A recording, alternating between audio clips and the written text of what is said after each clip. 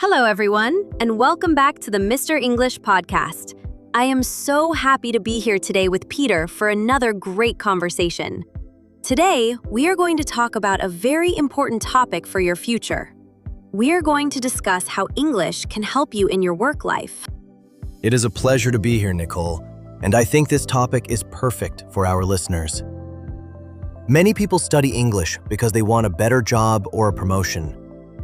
Knowing how to speak at the office makes you feel much more confident and professional every day. You are absolutely right, Peter, and it all starts before you even have the job. To get a new position, you usually need to go through a job interview. This can be very scary, but we have some great tips to make it much easier for you. I remember my first interview, Nicole, and my hands were so cold because I was nervous. The best thing you can do is prepare and practice your answers before you go. One common question is, "Tell me about yourself," and you should have a simple answer ready. That is a classic question, Peter, and your answer should be short and positive. You can say your name, talk about your current work, and mention one thing you like doing. For example, my name is Nicole, I am a podcast host, and I like talking to people. It sounds so professional when you keep it simple like that. Another big question is, why do you want this job? And you should say nice things about the company.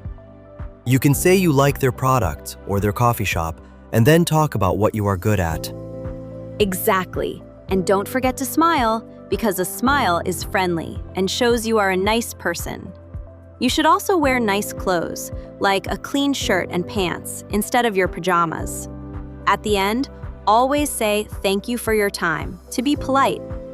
Once you have the job, you need to talk to your new work friends, or as we call them, colleagues.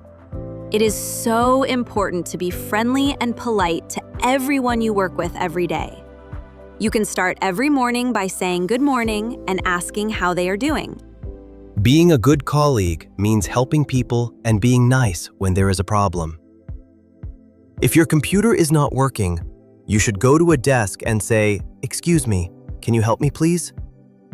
Remember that please and thank you are magic words that make everyone want to work with you. I love the idea of magic words because they really do change the atmosphere at the office. When you are polite to your boss and your colleagues, you might even get a promotion, which is a better job in the same company. It shows that you are a professional person who can lead a team. Professionalism is also very important when you meet new people at a conference or a big meeting. This is called networking, but it is really just talking and making new work friends. You should smile, say your name, and ask the other person, "Where do you work?" Networking sounds much less scary when you describe it that way, Peter. If you listen carefully and nod when they speak, people will think you are very interesting. When the conversation is finished, you should say, "It was very nice to meet you," instead of just running away. It is always better to leave a good impression, and you can even give them your business card if you have one. This helps people remember your name and your company so they can send you an email later. Nicole, I think it is time for us to look at some of the grammar we are using today. I agree, Peter. And I noticed we are using a lot of modal verbs like should and can today. These are very common in business English because they help us give advice or ask for things politely. For example, you should practice in the mirror, or can you help me, please? That is a great point because modal verbs are special words that change the meaning of the main verb. We use should to give a good suggestion or a tip, like, "You should wear nice clothes to an interview." It is not a rule, but it is a very good idea if you want the job. And we use can to talk about ability or to make a polite request in the office. If I ask, "Can you send me that email?" it sounds much nicer than just saying, "Send me the email." We also used must earlier when we talked about not running away from a conversation. Using must shows that something is very important or necessary for success. When we say you must end the conversation politely, it means it is a key rule for professional networking. I hope these little helper verbs make our listeners feel more confident during their next meeting. They are very useful tools for your English toolbox, Nicole. Now, let's review some of the vocabulary words that can help everyone sound more professional at work. First, we had the word interview, which is the formal meeting where you answer questions to get a job. Then we mentioned colleagues, which is just a professional way to say your work friends or the people in your office. We also talked about a promotion, which is that exciting moment when you get a higher position and maybe more money. It is a goal many of us work very hard to achieve. Another big word was conference, which we described as a very large meeting with hundreds of people. And of course, there is networking, the art of talking to new people to help your career grow. Finally, we had professional, which means behaving in a way that is right for work. Those are great words to practice this week. Before we go, let's explain a few expressions from today's talk. I mentioned the magic words, which are please and thank you. For example, always use the magic words when you ask your boss for a day off. I have one too, Nicole, and it is time flies, which means that time passes very quickly when you are busy or having fun. You can say, wow, it is already 5 o'clock. Time flies when we are working on this project.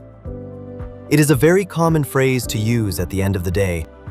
I also used the phrase, get the job, which simply means to be hired or to be successful in your interview.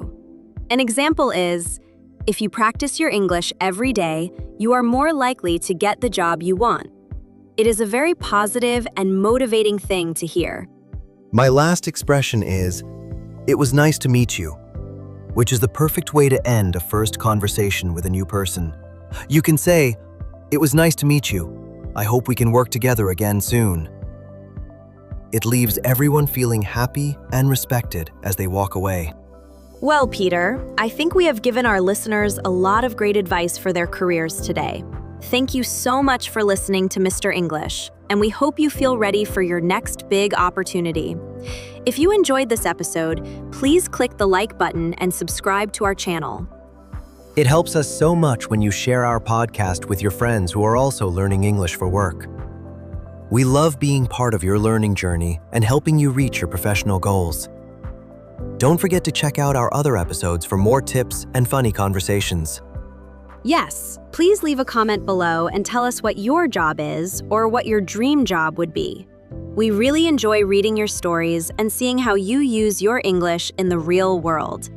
Until next time, keep practicing your smile and your magic words.